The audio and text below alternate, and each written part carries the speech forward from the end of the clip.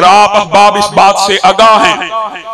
अल्लाह के फजल और रहमत से कभी हमने लॉ एंड ऑर्डर की सिचुएशन को क्रिएट नहीं किया, लेकिन एक अरसे से हम ये बात महसूस कर रहे हैं कि मसलक अहले हदीस की मसाजिद के ऊपर, मदारिस के ऊपर बेजा जुल्म हो रहा है, तासुब का मुजाहरा किया जा रहा है और बेजा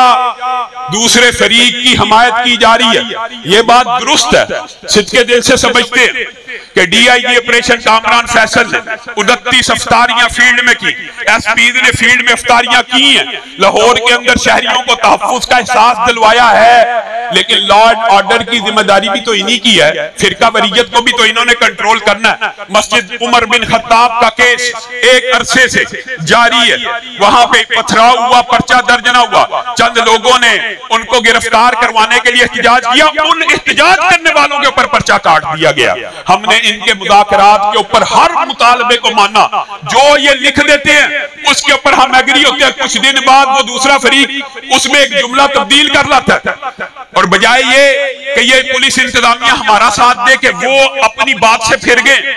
उल्टा जिन लोगों ने हमला आवरों के खिलाफ एहतजाज किया उनके ऊपर मुकदमा काट दिया गया। उसके बाद फिर मीटिंग बैठी, फिर ये काम हो गया, फिर मुआहदा तय पा गया। अब DIG साहब को पता मुआहदा तय पा चुका, अब वो दस्तखत नहीं कर रहे, वो दस्तखत मैंने करवाने। अगर आपको वो ब्लैकमेल करते हुए दस्तखत नहीं करवा रहे, 9 माह से ज्यादा ये अरसा बीत चुका है,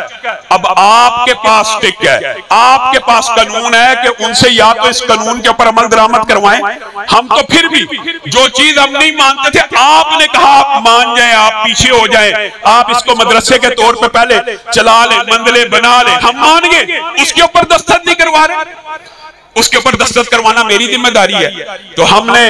आज जमीयत अहले हदीस पाकिस्तान के साथ अल्लाह के फजल और रहमत से, ये अल्लाह ही का फजल है, अहले हदीस मसालक की तमाम जमातें आज मेरे मौकफ के साथ खड़ी हैं और उन्होंने इस बात को लब्बैक कहा है कि हम फिर भी टाइम देने के मुज़ाकरात के कायल हैं। आप हुक एंड क्रुक जिस तरह मर्जी बाय हुक एंड क्रुक या जिस तरह मर्जी आपने जो मुआहदा किया हम ऑन करते हैं, इसको नाफिज करवा दिया जाए। और अगर वो आपके काबू में नहीं है और आपसे बारी हो गए हैं वो शरपसंद, तो फिर हम हकूक़ अहले हदीस मार्च के नाम से